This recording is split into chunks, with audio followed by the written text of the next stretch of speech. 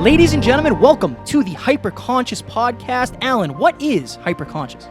Once you understand why something is the way that it is, now you have the power to change it. Great conversations with great people and great questions are the keys to the kingdom of unlocking your consciousness.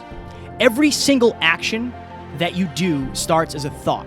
When you control the way you think, you will control the way you act, and you will control the way you live. That is hyperconscious. Ladies and gentlemen, the Hyperconscious Podcast is proudly sponsored by our friend and mentor, David Meltzer of the Playbook Podcast. He was kind enough to join us on episode 144 and 135. Folks, it has become Kevin and I's mission in life to help you realize that the life of your dreams is right on the other side of you becoming the greatest version of yourself. Let us help you do that. I rarely do these things twice in such a short amount of time, but you guys impress me. I believe in people that provide value and of our service. You two guys are on your way to huge fulfillment, purpose, and profitability, and I look forward to helping you both. We appreciate that more than you know.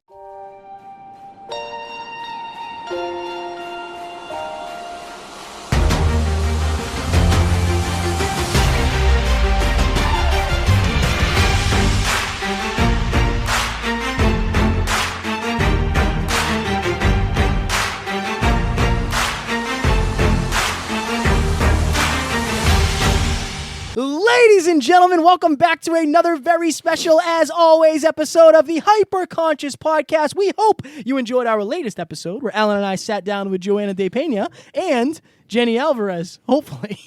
Yeah.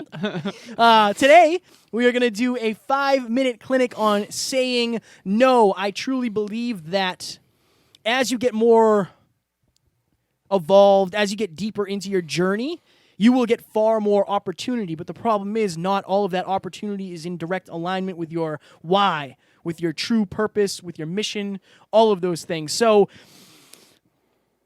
I had a very interesting opportunity a couple weeks ago that I had to pass out on, and it really made me feel like I'm very different than most people, and that can be very scary at times. So a buddy of mine is getting married. So naturally, before you get married, the woman does her bachelorette thing, the man does his bachelor party thing, and a couple of my buddies went up to Portland, Maine, and they did like the brewery hopping, and they stayed at a nice Airbnb, and they did some drinking, and they went to nice restaurants and nightclubs and all that happy jazz. But when they asked me if I was going to be attending, I had to say no, because they just have different whys than I do. That's all. I mean, it's not a bad thing. It just means like, for that Friday and Saturday and Sunday, I had to work. I have things I have to do. And the things that used to light me up like that, like going out at one point when I was 21 made me somewhat happy.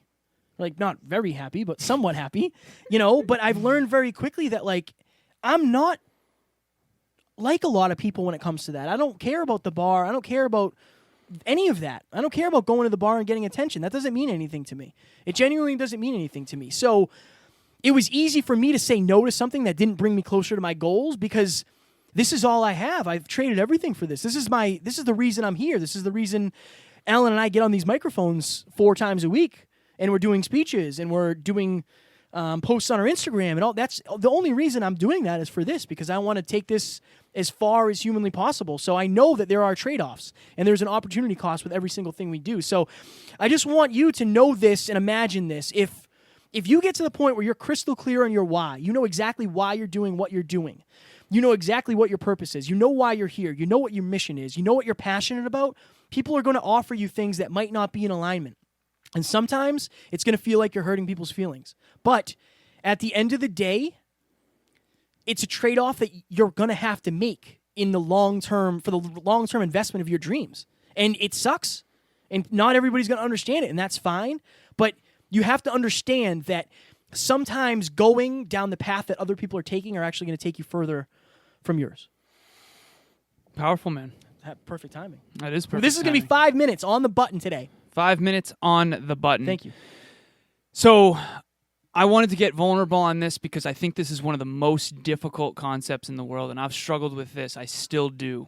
A lot of people think that chasing dreams and goals is about saying yes to the thing that you need to do, when in reality, a lot of it is saying no to the things that you shouldn't be doing. There's this great, basically, speech that Matthew McConaughey did at the University of Houston, Texas, where he talks about the process of elimination. Knowing who we are doesn't start with, I know who I am. Usually it's, I know who I am not. In other words, who are the persons, places, things, and ideas that are anchors in your life that you need to say no to? So, how do I start this? So, I am single. And I have had a lot of long-term relationships in my life. 2 5-year relationships, 1 2.5-year relationship, and then 1 year-long relationship prior to the first 5-year one. So I've spent a lot of my life in an intimate relationship, a large portion of my adult life in an intimate relationship.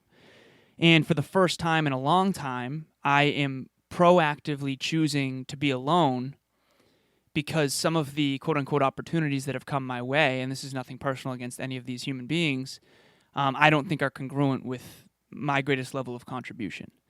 So I think sometimes you have to be willing to say no to something that might be pleasurable in the moment or enjoyable to a need in the moment for what is clearly best for you in the long run. So think about it this way. Imagine your dream ideal relationship. Imagine this person and how they are, their character traits, their goals, their dreams, how they look, how they are to you, how they treat you, how they appreciate you.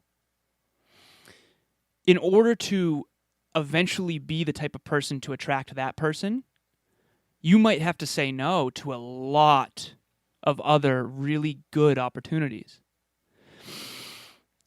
The greatest enemy to great is good enough. So,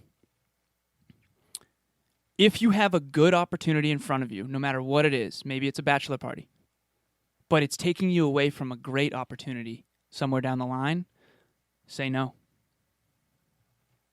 Wow, look at that. Look at that timing. Not bad? Strong work. Not bad. Strong work. We're bringing it back. Are we doing investing in thyself for the next episode? Ooh, I like it. Thyself. But that's going to be on a Small Talks.